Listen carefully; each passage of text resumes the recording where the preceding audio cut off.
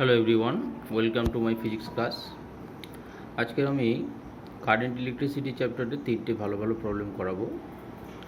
যে তিনটে প্রবলেম ওহমের সূত্র প্রয়োগ করে আমরা সলভ করতে পারি না। ওহমের সূত্র অর্থাৎ ভি ইকুয়াল টু আইআর, এই সূত্র প্রয়োগ করে আমরা সাধারণত কোনো বৈদ্যুতিক বর্তনীর প্রবাহ মাত্রা বা আই বা কারেন্ট নির্ণয় করি। এই ওহমের সূত্র প্রয়োগ করা যায় না কিছু কিছু ক্ষেত্রে। দুটো ক্ষেত্রে আমরা ওহমের সূত্র প্রয়োগ করতে পারি না। এক হচ্ছে যে সমস্ত বৈদ্যুতিক বর্তনীতে যে রেজিস্ট্যান্সগুলো আছে, রেজিস্ট্যান্সগুলো যদি সিরিজ বা প্যারালাল কোন কম্বিনেশনে আছে সেটা বোঝা না যায়, তাহলে আমরা ইকুইভ্যালেন্ট রেজিস্ট্যান্স বের করতে পারবো না, আর সেক্ষেত্রে আমরা ওহমের সূত্র ব্যবহার করে প্রবাহ মাত্রা নির্ণয় করতে পারি না। এছাড়া 2 নম্বর হচ্ছে যদি কোনো বৈদ্যুতিক বর্তনীতে ব্যাটারির সংখ্যা একাধিক হয়, তাহলে ওহমের সূত্র প্রয়োগ করতে গিয়ে যে V equal two IR formula প্রয়োগ করা হয়, তাতে ভি এর মান জানা সম্ভব হয় না। সেই ক্ষেত্রেও আমরা ওহমের সূত্র প্রয়োগ করে ওই বর্তনীতে প্রবাহ মাত্রা নির্ণয় করতে পারি না।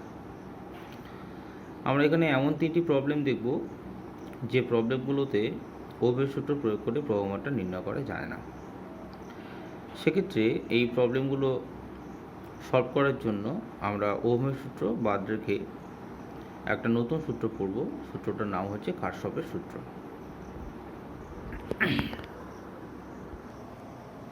তাহলে সবার প্রথমে আমরা কারশফের সূত্রটা দেখে নেব, তারপর প্রবলেমগুলো করব। প্রবলেম 3টে হলো এইরকম। এই ফটোটা তোমরা স্ক্রিনশট নিয়ে নিতে পারো। এইটা হচ্ছে প্রথম প্রবলেম। দেখা যাচ্ছে এখানে ব্যাটারির সংখ্যা একের বেশি, 2টো ব্যাটারি আছে, এবং এই যে রোধটা আছে এই রোধের মধ্য দিয়ে প্রবাহ মাত্রা নির্ণয় করতে বলা হয়েছে। In the following circuit find the current through 10 ohm resistance. এক্ষেত্রে ওহমের সূত্র প্রয়োগ করা যায় না বলে আমরা নতুন সূত্র কারশফের সূত্র প্রয়োগ করব। এইটা হচ্ছে 2 নম্বর প্রবলেম। দেখা যাচ্ছে এখানে অনেকগুলো রেজিস্ট্যান্স রয়েছে। এই রেজিস্ট্যান্সগুলো সিরিজ বা প্যারালাল এরকম কোনো সিম্পলভাবে যুক্ত নেই। এক্ষেত্রেও কিন্তু এই ব্যাটারি থেকে প্রবাহ মাত্রা কতটা বেরিয়েছে সেটা আমাদের নির্ণয় করতে হবে। আর আমাদের 3 নম্বর প্রবলেমটা হচ্ছে এটা। এই প্রবলেমটাতে 5খানা রেজিস্ট্যান্স রয়েছে, সঙ্গে একটা ব্যাটারি রয়েছে। এখানেও কিন্তু রেজিস্ট্যান্সগুলো কোন কম্বিনেশনে আছে, সিরিজ বা প্যারালাল কোনো কম্বিনেশনই নেই। এক্ষেত্রেও আমরা কারশফের সূত্র প্রয়োগ করলে এই ব্যাটারি থেকে প্রবাহ মাত্রাটা নির্ণয় করতে পারব। তাহলে সবার প্রথমে আমরা কারশফের সূত্রটা দেখে নিই।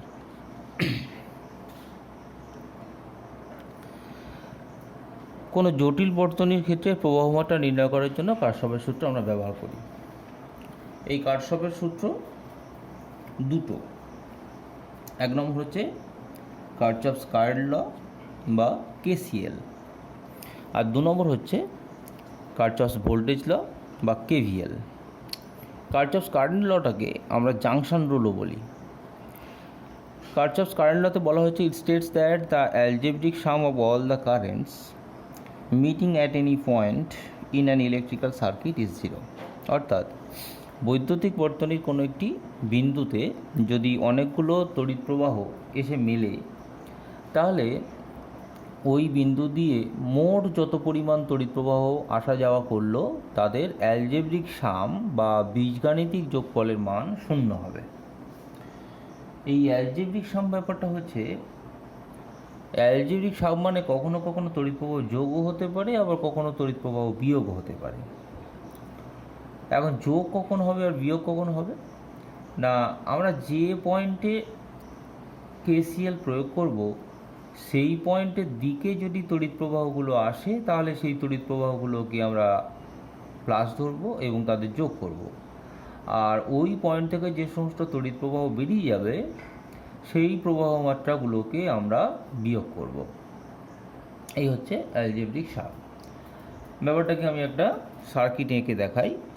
ধরা যাক একটা বৈদ্যুতিক বর্তনীতে কোনো একটা পয়েন্টে কতগুলো রেজিস্ট্যান্স এসে মিট করেছে। এখানে আমি 4টে রেজিস্ট্যান্স দেখিয়েছি। 4টে রেজিস্ট্যান্স এই বিন্দুতে মিট করেছে। এই বিন্দুতে আমরা কেসিএল বা কারচাফস কারেন্ট ল বা জাংশন রুল অ্যাপ্লাই করব। এই রেজিস্ট্যান্সগুলোর মধ্য দিয়ে তড়িৎ প্রবাহগুলো আমি দেখাচ্ছি। তড়িৎ প্রবাহগুলো যথাক্রমে I1, I2, I3 এবং I4।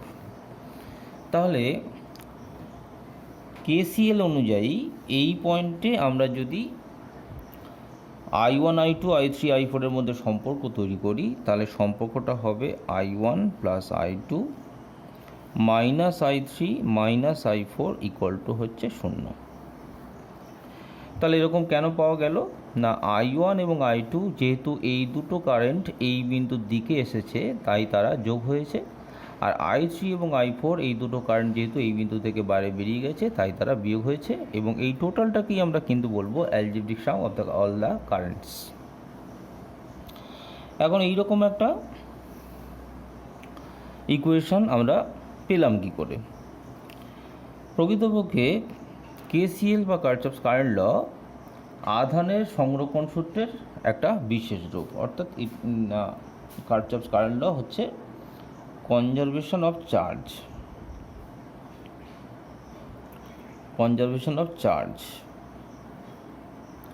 আর এখানে যে কারচাফস ভোল্টেজ ল লেখা আছে এটা হচ্ছে কনজারভেশন অফ এনার্জি।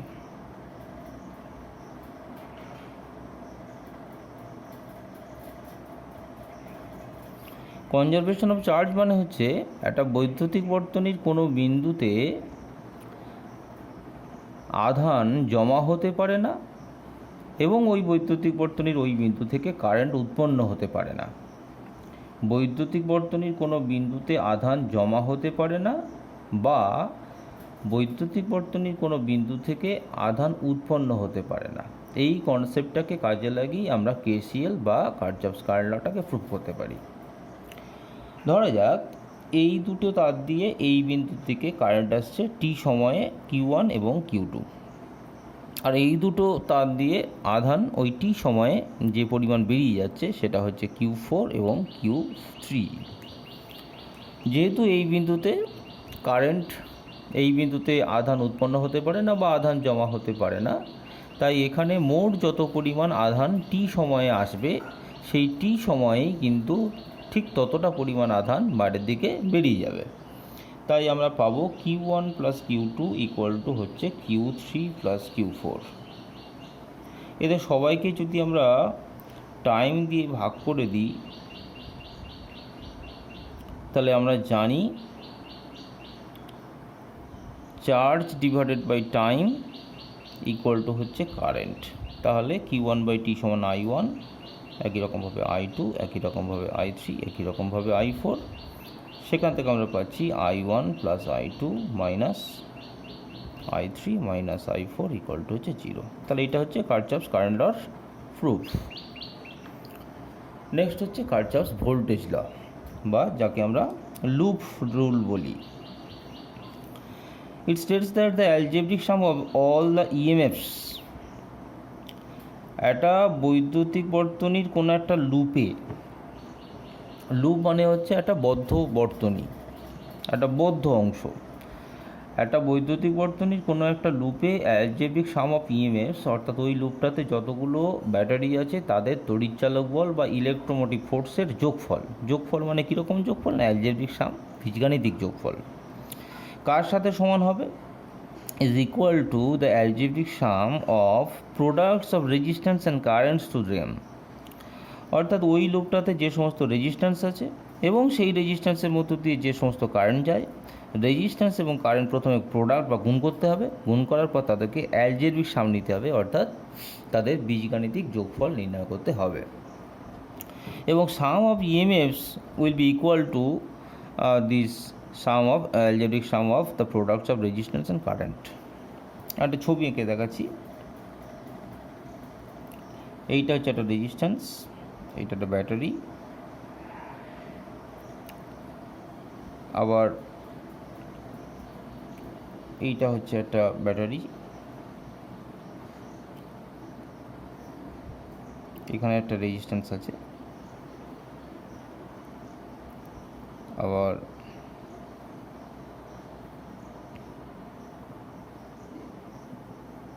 এইটা একটা ব্যাটারি, এখানে একটা রেজিস্ট্যান্স আছে। অর্থাৎ এই যে সার্কিটটা আছে, এই সার্কিটটার 3টে ব্যাটারি আছে এবং 3টে রেজিস্ট্যান্স আছে। রেজিস্ট্যান্সগুলোর মান যথাক্রমে R1, R2, R3, আর ব্যাটারিগুলোর ইএমএফ যথাক্রমে E1, E2, E3। আমরা এই যে সার্কিটটা এঁকেছি, এই সার্কিটটাতে অনেকগুলো লুপ আছে, 3টে লুপ আছে এই সার্কিটটাতে। আমি বিভিন্ন বিন্দুগুলোর নাম দিচ্ছি।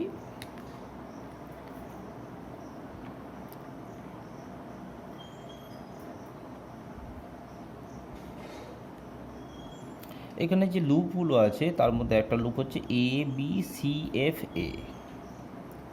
এই ABCFA এই যে লুপটা, এই লুপে আমরা KVL প্রয়োগ করতে পারি। এই যে লুপটা, এই লুপটাতে তড়িৎচালক বলের সোর্স আছে দুটো, এইটার এটা, আর রেজিস্ট্যান্স আছে দুটো। KVL প্রয়োগ করতে গেলে এই রেজিস্ট্যান্সগুলোর মধ্য দিয়ে কত কত কারেন্ট যাচ্ছে সেগুলো আমরা আগে ধরে নেব। এর জন্য কোনো একটা ব্যাটারির পজিটিভ প্রান্ত থেকে আমি শুরু করছি। এই যে ব্যাটারিটা আছে, এই ব্যাটারির পজিটিভ প্রান্ত থেকে ধরা যাক I1 পরিমাণ কারেন্ট বেরিয়েছে। সেই I1 পরিমাণ কারেন্ট এই রাস্তা দিয়ে সোজা গেছে। কারেন্টটা যখন এই বিন্দুতে এলো তখন দেখা যাচ্ছে কারেন্ট যাওয়ার জন্য সামনে দুটো রাস্তা আছে। এই দুটো রাস্তা দিয়ে কারেন্ট I1 পরিমাণ কারেন্ট তাহলে ভাগ হবে KCL অনুযায়ী। আমরা ধরে নিচ্ছি যে এই দিক থেকে যে কারেন্টটা গেছে তার মান হচ্ছে I2। তাহলে I1-এর মধ্য থেকে I2 যদি এদিকে বেরিয়ে যায়, বাদ বাকি কারেন্টটা এইদিকে যাবে, তাহলে এই দিকে যে পরিমাণ কারেন্টটা যাবে তার মান নিশ্চয়ই হবে I1 মাইনাস I2। I2 পরিমাণ কারেন্ট এখানে রিচ করবে, আর I1 মাইনাস I2 পরিমাণ কারেন্ট এখানে রিচ করবে। এই দুটো কারেন্ট যোগ হয়ে আবার I1 কারেন্টে পরিণত হয়ে এই ব্যাটারির নেগেটিভ প্রান্তে এসে শেষ হবে। এইভাবে আমরা এই বর্তনীর প্রত্যেকটা রেজিস্ট্যান্সের মধ্যে আগে কারেন্ট কত গেছে সেটা দেখাবো, তারপর আমরা KVL প্রয়োগ করতে পারবো। এই বর্তনীর মধ্য দিয়ে কারেন্টটা আবার কোন ডিরেকশানে গেছে সেই ডিরেকশানটাও আমরা লুপের মধ্যে দেখাবো। তাহলে এই বর্তনীর মধ্য দিয়ে কারেন্টটা এই ডিরেকশানে গেছে, অ্যান্টি ক্লকওয়াইজ ডিরেকশানে গেছে।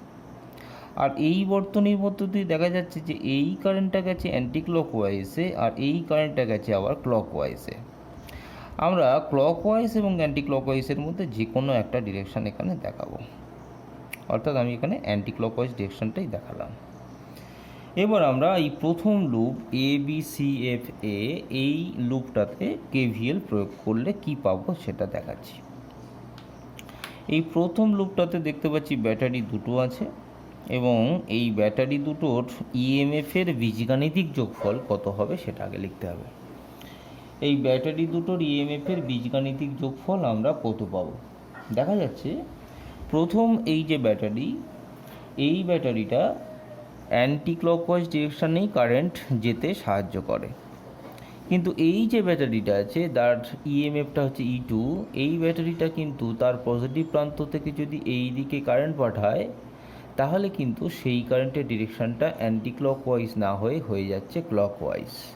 তাই এই লুপটার তড়িৎচালক বলের বীজগাণিতিক সমষ্টি কিন্তু E1 প্লাস E2 হবে না, হবে E1 minus E2।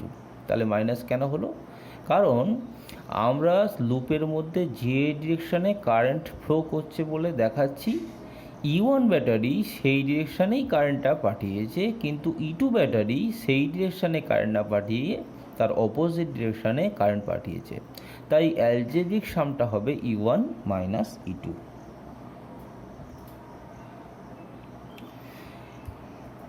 E1 minus E2 equal to তাহলে কি পাবো আমরা? না, আমরা এবার রেজিস্ট্যান্স এবং কারেন্ট থ্রু দ্য রেজিস্ট্যান্স এদের দুজনকে আগে গুণ করব। এই লুপটাতে রেজিস্ট্যান্স আছে দুটো, R1 এবং R2। তাহলে R1 রেজিস্ট্যান্সের মধ্য দিয়ে যে কারেন্ট গেছে তার সাথে R1 গুণ হবে, আর R2 রেজিস্ট্যান্সের মধ্য দিয়ে যে পরিমাণ কারেন্ট গেছে তার সাথে R2 গুণ হবে। তাহলে R1 এর সাথে গুণ হবে কত? না I1 R1 পাওয়া গেল। R2 রেজিস্ট্যান্সের মধ্য দিয়ে কারেন্ট গেছে I2, তাহলে হয়ে যাচ্ছে I2 ইন্টু R2। এদের অ্যালজেব্রিক সাম করতে হবে। এখন এদের এই যে অ্যালজেব্রিক সামটা আমরা করলাম, কারেন্ট এবং রেজিস্ট্যান্সের গুণফলের যে অ্যালজেব্রিক সামটা করলাম, সেখানে কিন্তু কখনো কখনো প্লাস হতে পারে, আবার কখনো কখনো মাইনাসও হতে পারে। এখানে প্লাস হয়েছে, তার কারণ হচ্ছে এই লুপের যে I1 এবং I2 দুটো কারেন্ট, এই দুটো কারেন্ট এই অ্যান্টি ক্লকওয়াইজ ডিরেকশনে ফ্লো করেছে। এই কারেন্টটাও অ্যান্টি ক্লকওয়াইজ ডিরেকশনে গেছে, এই কারেন্টটাও অ্যান্টি ক্লকওয়াইজ ডিরেকশনে গেছে, তাই IR এর বীজগাণিতিক সমষ্টি আমরা যোগ করে পেলাম। এরপরে আমরা সেকেন্ড লুপটাতে যাই। সেকেন্ড লুপটা হচ্ছে CDEFC। এই যে লুপটাতে আছে, এই লুপটাতে যদি আমরা KVL প্রয়োগ করি, তাহলে আমরা প্রথমেই নির্ণয় করব অ্যালজেব্রিক সাম অফ EMFs। এই ডিরেকশন অনুযায়ী E2 ব্যাটারি এবার এই লুপে অ্যান্টি ক্লকওয়াইজ ডিরেকশানে কারেন্ট পাঠাচ্ছে, কারণ ব্যাটারির পজিটিভ প্রান্ত থেকে কারেন্ট নির্গত হয়ে এই দিকে নামা মানেই কিন্তু সেটার কারেন্টের ডিরেকশানটা হয়ে যাচ্ছে অ্যান্টি ক্লকওয়াইজ। অথচ এই ব্যাটারির পজিটিভ প্রান্ত থেকে কারেন্ট নির্গত যদি হয়, তাহলে সেই কারেন্ট এই দিকে যাবে, অর্থাৎ ফ্লো হচ্ছে ক্লকওয়াইজ ডিরেকশানে। তাহলে একটা ব্যাটারি অ্যান্টি ক্লকওয়াইজে কারেন্ট পাঠাচ্ছে, আর একটা ব্যাটারি ক্লকওয়াইজে কারেন্ট পাঠাচ্ছে, আর আমরা অ্যান্টি ক্লকওয়াইজটাকেই যেহেতু পজিটিভ ধরে নিয়েছি, তাই ইএমএফের যোগফল হবে E2 minus E3 equal to IR। দুটো রেজিস্ট্যান্স আছে, একটা R3 আর একটা হচ্ছে R2। তার মধ্যে R3 রেজিস্ট্যান্সের মধ্য দিয়ে যে কারেন্ট গেছে তার ডিরেকশান এখানে দেওয়া আছে। R3 রেজিস্ট্যান্সের মধ্য দিয়ে কারেন্টের ডিরেকশান কিন্তু অ্যান্টি ক্লকওয়াইজ, অথচ R2 রেজিস্ট্যান্সের মধ্য দিয়ে কারেন্টের ডিরেকশান ক্লকওয়াইজ। তাই এক্ষেত্রে IR এর বীজগাণিতিক সমষ্টি করতে গেলে আমাদের বিয়োগ করতে হবে। তাহলে আমরা পাবো R3 ইন্টু R3-র মধ্য দিয়ে কারেন্ট গেছে I1 minus I2 minus I2 into R2। এইভাবে আমরা এই সার্কিটটাতে দুটো লুপ ধরে নিয়ে সেই দুটো লুপে KVL অ্যাপ্লাই করে আমরা দুটো ইকুয়েশন পেয়েছি। এই যে দুটো ইকুয়েশন আমরা পেলাম, এই ইকুয়েশন দুটোতে E এবং R এগুলো সব যদি জানা থাকে, তাহলে এই ইকুয়েশন দুটোতে ভ্যারিয়েবল থাকবে শুধুমাত্র I1 এবং I2। সুতরাং আমরা এই দুটো ইকুয়েশন যদি সলভ করি, তাহলে এই যে ভ্যারিয়েবল I1 এবং I2 সেই দুটোর মান আমরা পেয়ে যাব। তাহলে এই হচ্ছে কারশফের সূত্র। এই কারশফের সূত্র প্রয়োগ করে তাহলে আমরা একটু আগে যে অঙ্কগুলো দেখিয়েছিলাম, প্রবলেমগুলো দেখিয়েছিলাম, সেই প্রবলেমগুলো সলভ করার চেষ্টা করব। সবার প্রথম 1 নম্বর যে প্রবলেমটা আছে, এই প্রবলেমটা সলভ করছি। আমি 1 নম্বর প্রবলেমটা আগে অন্য একটা পেজে লিখে নিচ্ছি। প্রবলেম 1, শুধু সার্কিটটাই আঁকছি। দুটো ব্যাটারি,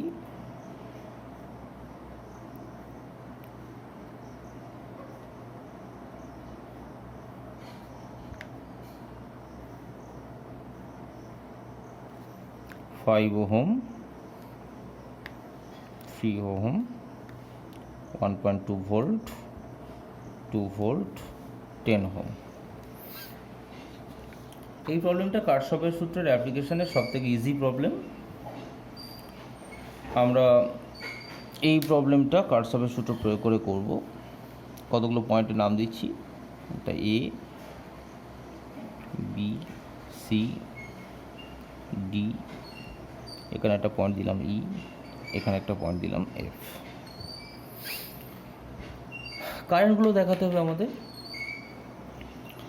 এই 2 ভোল্ট ব্যাটারির পজিটিভ প্রান্ত থেকে ধরা যাক I1 পরিমাণ কারেন্ট বেরিয়েছে, এবং 1.2 ভোল্ট যে ব্যাটারিটা আছে ধরলাম তার পজিটিভ প্রান্ত থেকে I2 পরিমাণ কারেন্ট বেরিয়েছে। তাহলে এই রাস্তা দিয়ে যে কারেন্টটা যাবে সেই কারেন্টের মান কত হবে? আমরা তাহলে এই বিন্দুতে KCL প্রয়োগ করব।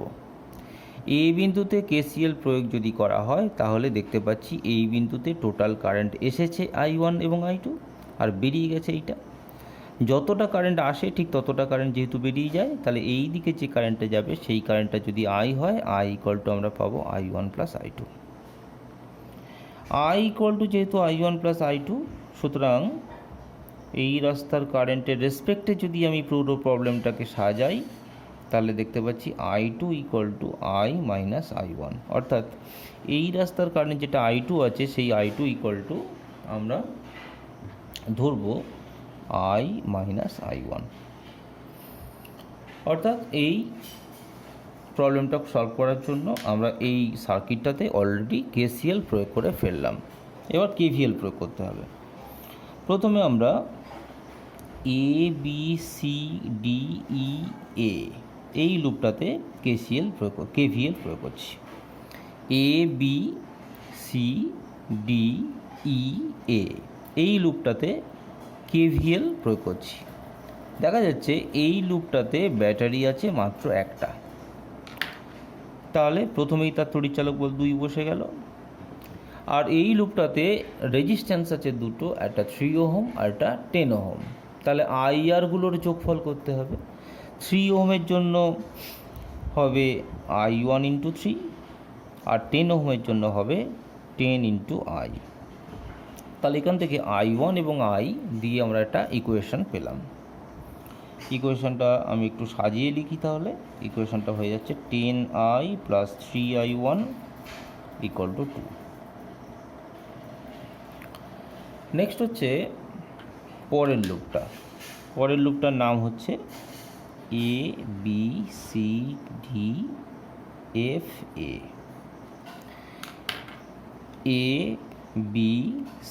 ABCDFA এই লুপটাতেও কিন্তু ব্যাটারি আছে একটাই, তাহলে তার EMF 1.2 ভোল্ট বসে গেল IR। দুটো রেজিস্ট্যান্স আছে, একটা 5 ওহম আর একটা 10 ওহম। 5 ওহমের মধ্য দিয়ে কারেন্ট হচ্ছে I - I1, তাহলে 5 × I - I1 + 10 × I। তাহলে আমরা পাচ্ছি 15I - 5I1 = 1.2। এইটা হচ্ছে ইকুয়েশন 2। এবার আমাদের 1 নম্বর ইকুয়েশন এবং 2 নম্বর ইকুয়েশন দুটোকে সলভ করে I এর মান বের করতে হবে। তার জন্য আমরা 1 নম্বর ইকুয়েশনের সাথে গুণ করলাম 5, 2 নম্বর ইকুয়েশনের সাথে গুণ করলাম 3। তাহলে 1 নম্বর ইকুয়েশনটা এখন হয়ে যাবে 50I + 15I1 = 10। আর 2 নম্বর ইকুয়েশন থেকে আমরা পাবো এখন 45I - 15I1 = 3.6। সেখান থেকে আমরা I তাহলে পেয়ে যাচ্ছি 13.6 / 95। তাহলে এইভাবে আমরা এই রকম ধরনের সার্কিট যত পাবো প্রত্যেকটা সার্কিটের ক্ষেত্রে I এর মানটা নির্ণয় করতে পারবো। নেক্সট আমরা 2 নম্বর প্রবলেমে চলে যাই।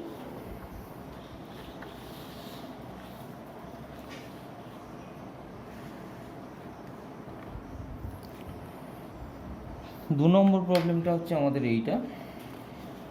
এই রকম একটা সার্কিট আছে, যে সার্কিটের টোটাল রেজিস্ট্যান্স হচ্ছে 12টা। 1 2 3 4 5 6 7 8 9 10 11 12 12টা রেজিস্ট্যান্স আছে। প্রত্যেকটা রেজিস্ট্যান্সের মান হচ্ছে 12 ওহম করে। এখানে একটা ব্যাটারি আছে, ব্যাটারিটার ভোল্টেজ হচ্ছে 14 ভোল্ট। নির্ণয় করতে বলা হয়েছে এই ব্যাটারি থেকে কতটা কারেন্ট বেরোবে। তাহলে এই সার্কিটটাকে আমি আগে খাতায় এঁকে রাখছি, বড় করে খাতায় আঁকছি।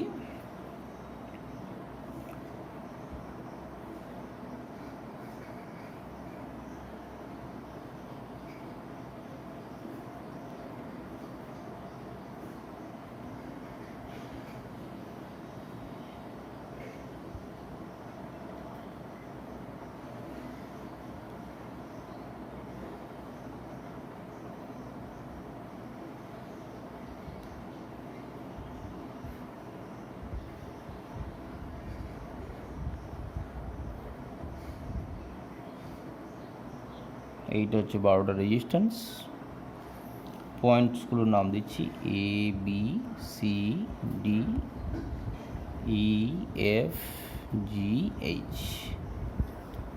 এ বিন্দু থেকে, আর এ বিন্দু আর বি বিন্দুর মধ্যে ব্যাটারি 14 ভোল্টের ব্যাটারি যোগ করা হয়েছে। এই বর্তনীতে আমরা দেখতে পাচ্ছি যে রেজিস্ট্যান্সগুলো সিরিজ বা প্যারালাল কোনো কম্বিনেশনেই নেই। তাহলে এই রকম একটা সার্কিটে যদি আমরা কারেন্ট বের করতে চাই তাহলে কারশফের সূত্র ছাড়া আমাদের অন্য কোনো উপায় নেই, কারশফের সূত্র প্রয়োগ করতে হবে। কারশফের সূত্র প্রয়োগ করার জন্য সবার প্রথমে আমাদের এই বর্তনীটার বিভিন্ন অংশ দিয়ে কতটা কারেন্ট গেছে সেই কারেন্টগুলো আগে ধরে নিতে হবে। আমরা ধরে নিলাম এখানে যে ব্যাটারিটা আছে সেই ব্যাটারি থেকে যে কারেন্টটা বেরিয়েছে সেই কারেন্টের মান হচ্ছে আই পরিমাণ কারেন্ট ব্যাটারির পজিটিভ প্রান্ত থেকে নির্গত হয়ে যখন এই বিন্দুতে এলো তখন দেখা যাচ্ছে সামনে তিনটে কারেন্ট যাওয়ার রাস্তা আছে। এইটা হচ্ছে একটা রাস্তা, এইটা হচ্ছে একটা রাস্তা, বা এইটা হচ্ছে একটা রাস্তা। তাহলে এই তিনটে রাস্তায় কারেন্ট ভাগ হবে। এই রাস্তা দিয়ে যে কারেন্টটা গেছে সেই কারেন্টটা আমরা ধরে নিলাম I1। তাহলে বাকি দুটো রাস্তায় কারেন্ট যাবে, বাকি দুটো রাস্তার কারেন্ট কত হবে সেটা কিন্তু আমাদের একটু সুবিধাজনকভাবে ধরে নিতে হবে।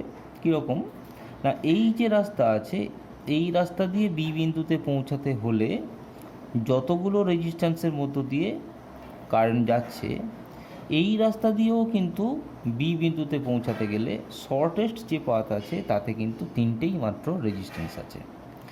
যেহেতু এই রাস্তার শর্টেস্ট পাথে তিনটে রেজিস্ট্যান্স আছে এবং রেজিস্ট্যান্সগুলো সমান, আবার এই রাস্তারও শর্টেস্টভাবে যদি বিতে পৌঁছতে যেতে চাই তাহলেও যেহেতু আমরা তিনখানা রেজিস্ট্যান্সই পাচ্ছি, তাই এই রাস্তার কারেন্ট এবং এই রাস্তার কারেন্ট হবে সমান।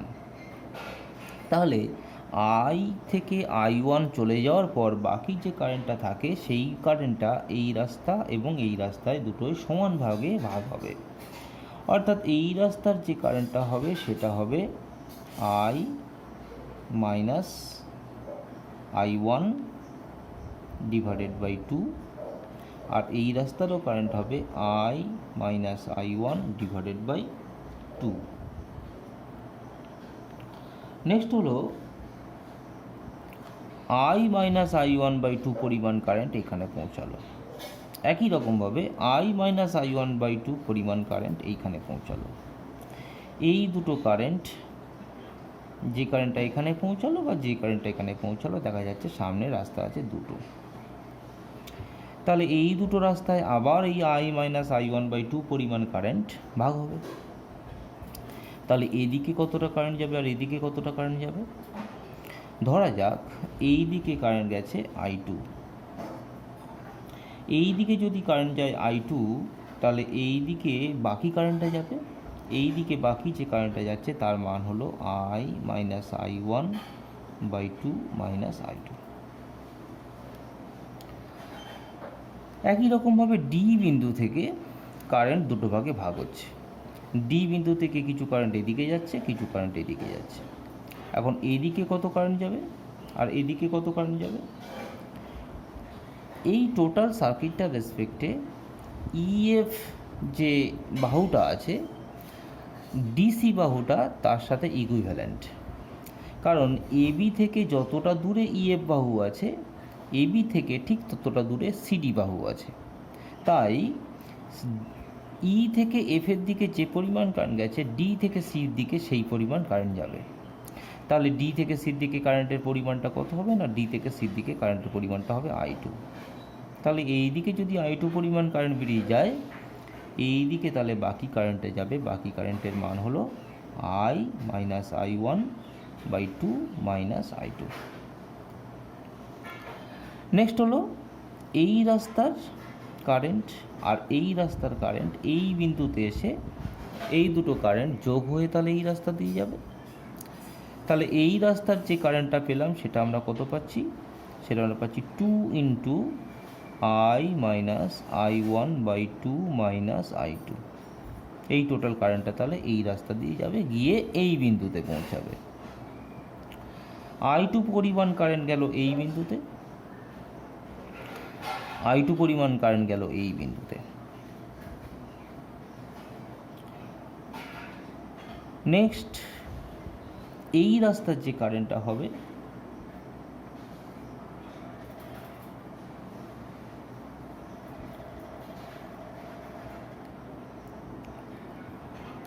এই রাস্তার কারেন্টটা কত হবে তাহলে? না, এই যে টোটাল কারেন্টটা এসেছিলো সেই কারেন্টটা জি বিন্দুতে এসে এদিকে যাবে, এদিকে যাবে, এই দিকে এবং এই দিকে তারা সমান ভাগে ভাঙবে, কারণ এই দুটো এই রাস্তাতে কারেন্টের মান যা ছিল এই রাস্তাতে কারেন্টের মান তাই হবে। তাই এই রেজিস্ট্যান্সের মধ্যে কারেন্টের মান হলো I minus I1/2 minus I2। অর্থাৎ এই যে টোটাল কারেন্টটা এখানে পৌঁছেছে তার হাফ কারেন্ট চলে এলো এই দিকে, বাকি হাফ তাহলে এই দিকে যাবে, অর্থাৎ এই দিকে যাবে I minus I1/2 minus I2। তাহলে এই রাস্তার যে কারেন্টটা এইটা, তার সাথে I2 কারেন্টটা যদি যোগ করি আমরা, তাহলে এই রাস্তার কারেন্ট পাবো। এই রাস্তার কারেন্ট তাহলে হয়ে যাবে I minus I1/2।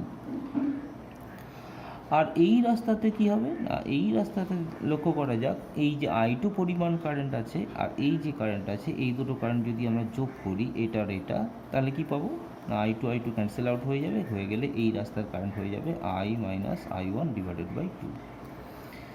I minus I1/2 এবং I মাইনাস I1/2 দুটো মিলে টোটাল কারেন্ট আসছে I minus I1।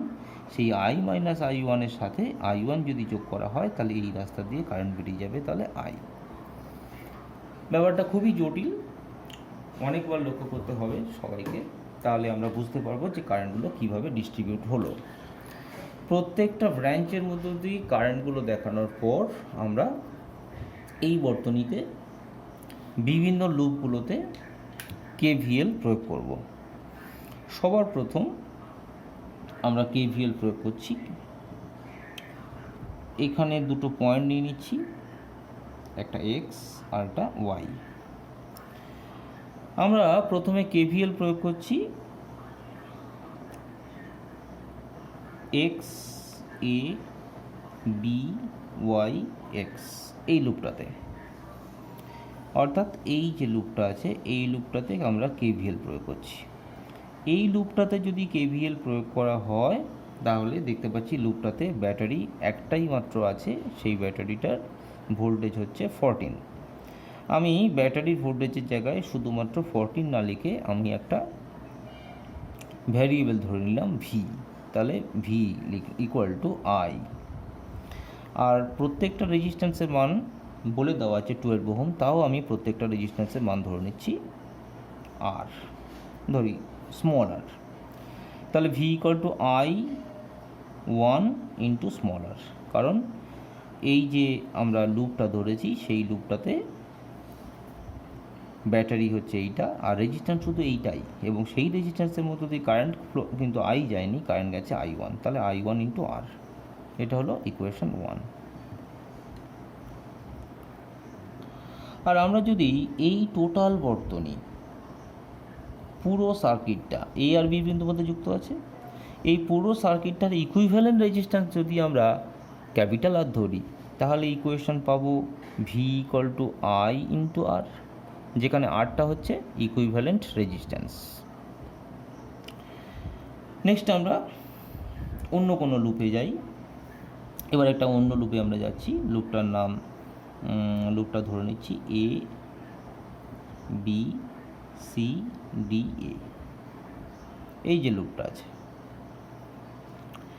A B C D A, এই যে লুপটা আছে লক্ষ্য করে দেখা যাক এই লুপটাতে কিন্তু কোনো ব্যাটারি নেই, তাই আমরা বাঁদিকে পাবো 0। টোটাল তড়িৎচালক বলের মান হয়ে গেল 0। নেক্সট হচ্ছে IRগুলোর সমষ্টি। I1 পরিমাণ কারেন্ট যে ডিরেকশানে গেছে এই লুপে, I1 পরিমাণ কারেন্ট এই ডিরেকশানে গেছে, কিন্তু বাদবাকি যে কারেন্টগুলো আছে তারা সবাই কিন্তু অপোজিট ডিরেকশানে গেছে, তাই I1 আরটা প্লাসে বসবে আর বাদবাকি সবাই কিন্তু মাইনাসে বসবে। তাহলে এইটার জন্য হচ্ছে I minus I one by two into R, এটার জন্য হচ্ছে আই টু ইন্টু আর, এটার জন্য আসছে I minus I one by two into R. ইকুয়েশনটাকে একটু সিম্পলিফাই করতে হবে।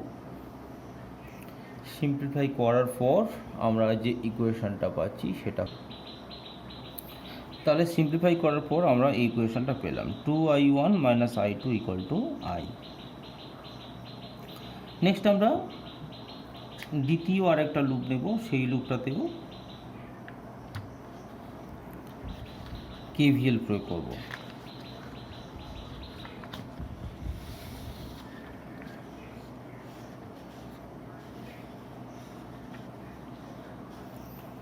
সেকেন্ড আমরা যে লুপটা নিচ্ছি, লুপটার নাম হচ্ছে এ ডি এইচ ই,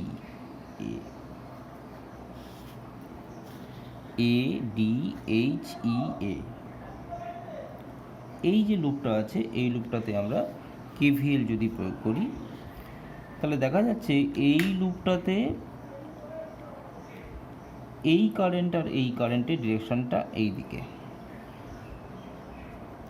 আর বাকি যে দুটো কারেন্ট আছে এইটা আর এইটা, এই দুটো কারেন্টের ডিরেকশন কিন্তু এর অপোজিটে, এবং এই লুপটাতে কোনো তড়িৎচালক বলে সোর্সও নেই।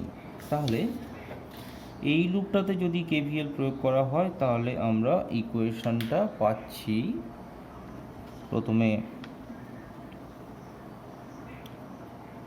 I minus I one by two into R, তারপর এটার জন্য হচ্ছে I minus I one by two minus I two into R minus I minus I1 by 2 into R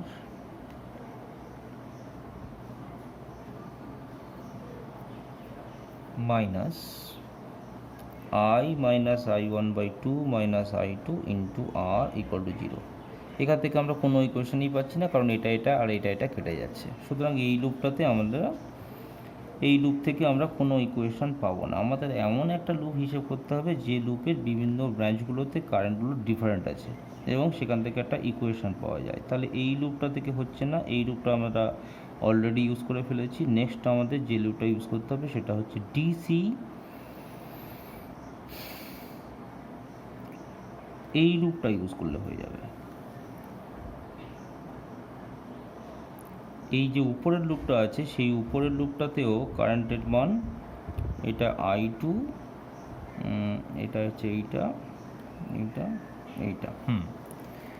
ইএফজিএইচ, এই যে লুপটা আছে এই লুপটা আমি ধরছি ইএফজিএইচই, এই লুপটাতে যদি আমরা কেভিএল প্রয়োগ করি তাহলে কি পাবো? এই লুপের ক্ষেত্রেও আই টু পরিমাণ কারেন্টের ডিরেকশানটা যা আছে, বাদবাকি কারেন্টগুলোর ডিরেকশান তার অপোজিট আছে। আই টু কারেন্টের ডিরেকশান এই দিকে, অর্থাৎ অ্যান্টি ক্লকওয়াইজ, আর এই কারেন্টটা, এই কারেন্টটা আর এই কারেন্টটা, এই তিনটে কারেন্টের ডিরেকশান হচ্ছে ক্লকওয়াইজ। তাহলে ওই লুপে যদি আমরা কেভিএল প্রয়োগ করি কী পাচ্ছি? আমরা পাচ্ছি I two into small R minus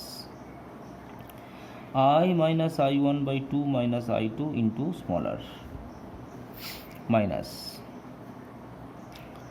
2 into I minus I1 by 2 minus I2 into small r minus I minus I1 by 2 minus I2 into small r equal to 0।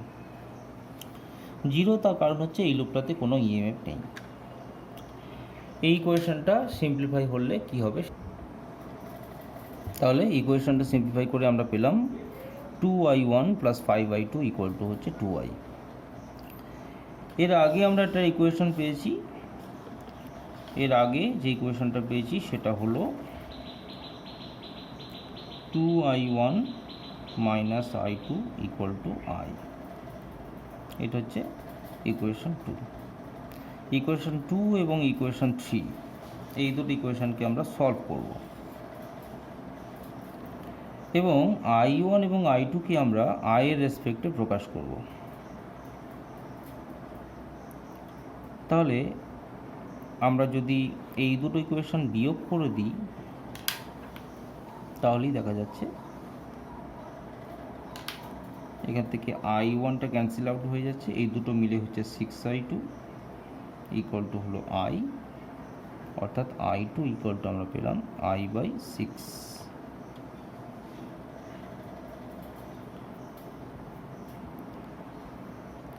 i2 যে ভ্যালুটা পাওয়া গেল সেই ভ্যালুটা যদি আমরা যে কোনো একটা ইকুয়েশনে বসিয়ে দিই, যদি আমরা 2 নম্বর ইকুয়েশনে বসাই তাহলে ফ্রম ইকুয়েশন 2 আমরা পাচ্ছি 2i1 - i2 ইকুয়াল টু হলো i, সেখান থেকে 2i1 - i2 মানে হচ্ছে i/6 ইকুয়াল টু চলে আসছে তাহলে i, তাহলে আমরা পেয়ে যাচ্ছি 2i1 ইকুয়াল টু হচ্ছে i প্লাস i/6, টোটাল আসছে i1 ইকুয়াল টু 7/12i।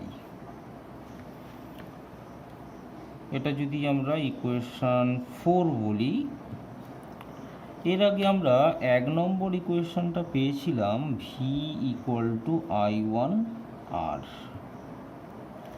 সেখানে আমরা i1 এর ভ্যালু 7/12 i বসিয়ে দিলাম, আর এর জায়গায় r বসিয়ে দিলাম। আবার v ইকুয়াল টু আমরা ir অলরেডি পেয়েছিলাম, যেখানে rটা হচ্ছে ইকুইভ্যালেন্ট রেজিস্ট্যান্স, তাহলে এই যে vটা আছে তার জায়গায় বসিয়ে দিলাম ir ইকুয়াল টু, তাহলে হয়ে গেল 7/12i স্মলার। তাহলে i দুটো কেটে যাওয়ার পর দেখতে পাচ্ছি এই সার্কিটের ইকুইভ্যালেন্ট রেজিস্ট্যান্স চলে আসছে 7/12 স্মলার। এইভাবে আমরা সার্কিটের ইকুইভ্যালেন্ট রেজিস্ট্যান্সটা পেয়ে গেলাম। তাহলে যেহেতু আমরা ইকুইভ্যালেন্ট রেজিস্ট্যান্স পেয়ে গেছি, সেই ইকুইভ্যালেন্ট রেজিস্ট্যান্সের সাহায্যে আমরা আস্তে আস্তে সমস্ত কারেন্টগুলো পেয়ে যেতে পারবো। আশা করছি বাদ বাকি প্রবলেমটা তোমরা পারবে। আমি একটা অঙ্কের পিছনে আর সময় নষ্ট করছি না, শুধুমাত্র আমি টোটাল যে কারেন্ট আছে সেই কারেন্টটা বের করে দিচ্ছি। V equal to I capital R, এই যে ইকুয়েশনটা আছে এই ইকুয়েশনটাতে আমরা ভি এর জায়গায় তাহলে ভি এর মান বসিয়ে দিতে পারি। ভি এর মান আছে 14 ভোল্ট, তাহলে ভি ইকুয়াল টু 14, আইটা হচ্ছে আই আর আরটা হচ্ছে 7/12 স্মলারের মান হচ্ছে 12, সেখান থেকে আমরা পেয়ে যাচ্ছি আই ইকুয়াল টু হলো 2 অ্যাম্পিয়ার। অর্থাৎ দেখা গেল আমরা এই রকম একটা জটিল বর্তনীতে কারশফের সূত্র প্রয়োগ করে কারেন্টের মান পেয়ে গেলাম, কিন্তু ব্যাপারটা খুবই জটিল। ওহমের সূত্র প্রয়োগ করে আমরা খুব সহজেই যেখানে তড়িৎ প্রবাহ পেতে পারি, এই সার্কিটটা খুবই জটিল। তার ক্ষেত্রে কারেন্ট পেতে গেলে আমরা কারশফের সূত্র প্রয়োগ করলাম, শেষ পর্যন্ত কারেন্টের মানটা পাওয়া গেল, কিন্তু ব্যাপারটা খুব একটা সহজ নয়। নেক্সট আমরা যাব আমাদের 3 নম্বর প্রবলেমটাতে। 3 নম্বর প্রবলেমটা হচ্ছে এইটা। এই প্রবলেমটাতে এই যে ব্যাটারিটা আছে এই ব্যাটারি থেকে যে তড়িৎচালক বলটা নির্গত হয়, যে কারেন্টটা নির্গত হয় সেই কারেন্ট আমরা বের করব। প্রথমে সার্কিটটা আমি এঁকে নিচ্ছি।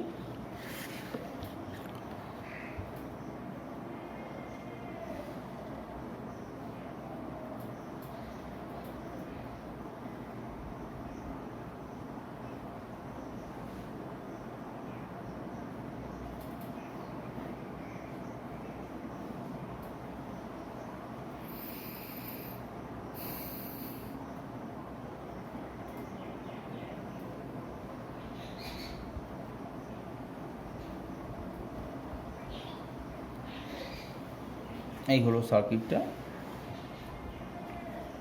এই সার্কিটের বিভিন্ন ব্রাঞ্চের মধ্য দিয়ে তড়িৎ প্রবাহগুলো সবার আগে দেখাতে হবে, তারপর আমরা কারশফের সূত্র প্রয়োগ করতে পারবো। সর্বপ্রথমে ব্যাটারি থেকে যে কারেন্টটা বেরিয়েছে সেই কারেন্টটা ধরে নিলাম আই কারেন্ট এই বিন্দুতে পৌঁছানোর পর দেখা যাচ্ছে সামনে কারেন্ট যাওয়ার রাস্তা হচ্ছে দুটো, এইটা হচ্ছে একটা রাস্তা, এইটা হচ্ছে একটা রাস্তা। এই রাস্তা দিয়ে যে কারেন্টটা যাচ্ছে সেটা ধরে নিলাম i1, আর এই রাস্তা দিয়ে যে কারেন্ট যাবে সেটা নিশ্চয়ই বাদ বাকিটা হবে, অর্থাৎ i minus i1। i1 current এখানে এলো, i1 কারেন্ট এখানে আসার পর তার আবার দুটো ভাগে ভাগ হবে। এই দিকে যে কারেন্টে যাচ্ছে ধরে নিচ্ছি সেই কারেন্ট হচ্ছে i2, তাহলে এই দিকে বাকি কারেন্টে যাবে, বাকি কারেন্টটা হচ্ছে i1 মাইনাস i2। এখন এই পয়েন্টটা আই মাইনাস আই ওয়ান পরিমাণ কারেন্ট এই বিন্দুতে পৌঁছেছে, আর I one minus I two পরিমাণ কারেন্ট এই বিন্দুতে পৌঁছে। দুটো কারেন্ট যোগ হয়ে এই দিক দিয়ে যাবে। দুটো কারেন্ট যোগ করলে আমরা পাচ্ছি I minus I one plus I one minus I two, অর্থাৎ আলটিমেটলি টোটাল কারেন্ট পাওয়া গেল আই মাইনাস আই টু। এইটা হবে এই রাস্তার কারেন্ট। তাহলে আই মাইনাস আই টু পরিমাণ কারেন্ট এবং আই টু পরিমাণ কারেন্ট যোগ হয়ে এই রাস্তার কারেন্ট হয়ে যাচ্ছে আই। অর্থাৎ আমরা আগের প্রবলেমটার মতো অতটা জটিল এই অঙ্কটায় পেলাম না। এক্ষেত্রে আমরা বিভিন্ন পয়েন্টগুলো নাম দিচ্ছি। এই point X Y, A B C D E F. এবার আমরা কারশফের সূত্র প্রয়োগ করছি। সবার প্রথম আমরা কেভিএল প্রয়োগ করার জন্য যে লুপটা নেব সেটা হলো এক্স এ বি সি ওয়াই এক্স। এই লুপটাতে দেখা যাচ্ছে ব্যাটারি একটা আছে, 21 ভোল্টের ব্যাটারি। আমরা ব্যাটারির বিভব পার্থক্যের জায়গায় লিখছি শুধুমাত্র ভি, 21 লিখলাম না। তাহলে ভি ইকুয়াল টু 10 ওহমের জন্য হবে 10i1, আর 5 ওহমের জন্য হবে প্লাস 5i2। এটা হলো ইকুয়েশন 1। নেক্সট আমরা পরবর্তী আরেকটা লুপ নেব। আমাদের পরবর্তী লুপটার নাম হচ্ছে এ বি ই এফ এ। এই যে লুপটা আছে এ বি ই এফ এ, এই লুপটার জন্য যদি আমরা কেসিএল প্রয়োগ করি তাহলে এই লুপটাতে দুটো কারেন্টের ডিরেকশন অ্যান্টি ক্লকওয়াইজ আছে। এই রোধের মধ্য দিয়ে কারেন্ট অ্যান্টি ক্লকওয়াইজ ডিরেকশানে গেছে, আর এই রেজিস্ট্যান্সের মধ্যেও কারেন্ট অ্যান্টি ক্লকওয়াইজ ডিরেকশানে গেছে, কিন্তু এই রেজিস্ট্যান্সের মধ্য দিয়ে যে কারেন্টটা গেছে সেটা অ্যান্টি ক্লকওয়াইজ না, সেটা হচ্ছে ক্লকওয়াইজ। তাই আমরা এই রেজিস্ট্যান্সের জন্য পাবো i1 × 10, তারপরটার জন্য পাবো প্লাস 5 × i1 মাইনাস i2, আর এই রেজিস্ট্যান্সের জন্য মাইনাসে পাবো 5 × i minus i1 equal to 0, যেহেতু ব্যাটারি তড়িৎচালক বল এখানে ব্যাটারি নেই। আমরা এই পুরো ইকুয়েশনটাকে সলভ করে দেখাচ্ছি। সলভ করলে সিম্পলিফাইড একটা ইকুয়েশন পাবো। ইকুয়েশনটা তাহলে আমাদের সিম্পলিফাইড ইকুয়েশনটা এইরকম এলো, 4i1 minus i2 equal to হচ্ছে i। নেক্সট আমরা পরের লুপটা যাচ্ছি। এর পরের লুপটা আমরা নিচ্ছি B C D E B. এই লুপটাতে যদি আমরা কে ভিএল প্রয়োগ করি তাহলে পাবো, এই লুপটাতে আগে কারেন্টের ডিরেকশন দেখাচ্ছি। কারেন্ট ডিরেকশন সবসময় অ্যান্টি ক্লকওয়াইজ যাচ্ছে, এবারে আমি ক্লকওয়াইজ দেখালাম। এই ক্লকওয়াইজ ডিরেকশানে কারেন্ট গেছে দুটো, একটা হচ্ছে 5 ওহমের মধ্য দিয়ে কারেন্টটা এই দিকে গেছে যেটা ক্লকওয়াইজ, আর 10 ওহমের মধ্য দিয়ে যে কারেন্টটা গেছে সেটাও কিন্তু ক্লকওয়াইজ, আর এই কারেন্টটা হচ্ছে অ্যান্টি ক্লকওয়াইজ। তাহলে এই কারেন্টের জন্য আমরা পাবো 5 × i1 মাইনাস i2, প্লাস পরেরটার জন্য আমরা পাবো 10 × i মাইনাস i2, আর এইটার জন্য পাবো মাইনাস 5 × i2 ইকুয়াল টু পাচ্ছি আমরা 0, কারণ তড়িৎচালক বল নেই। আবার এটাকে আমি সিম্পলিফাই করছি ইকুয়েশনটাকে। তাহলে আমরা সিম্পলিফাইড ইকুয়েশনটা পেয়ে গেছি। নেক্সট আমরা 2 নম্বর ইকুয়েশন আর 3 নম্বর ইকুয়েশন সলভ করব। 2 নম্বর ইকুয়েশন এবং 3 নম্বর ইকুয়েশন সলভ করার জন্য আমরা 2 নম্বর ইকুয়েশনের সাথে গুণ করছি 4। তাহলে পাবো আমরা 16i1 minus 4i2 equal to হচ্ছে 4i। এখান থেকে আমরা পাচ্ছি 4i2 minus i1 equal to হচ্ছে 2i। দুটো ক্যালকুলেশন করলে আমরা পেয়ে যাচ্ছি 15i1 ইকুয়াল টু হলো 6i। সেখান থেকে আমরা পাচ্ছি i1 equal to 6i divided by 15, তার মানে হচ্ছে 2i ডিভাইডেড বাই 5। এটা হলো i1 এর ভ্যালু।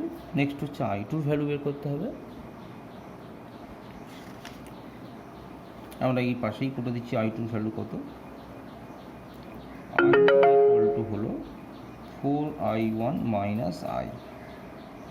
তাহলে 4 মানে তাহলে হয়ে আসছে 8i বাই 5 মাইনাস i। সেখান থেকে আমরা পেয়ে যাচ্ছি 3i ডিভাইডেড বাই 5।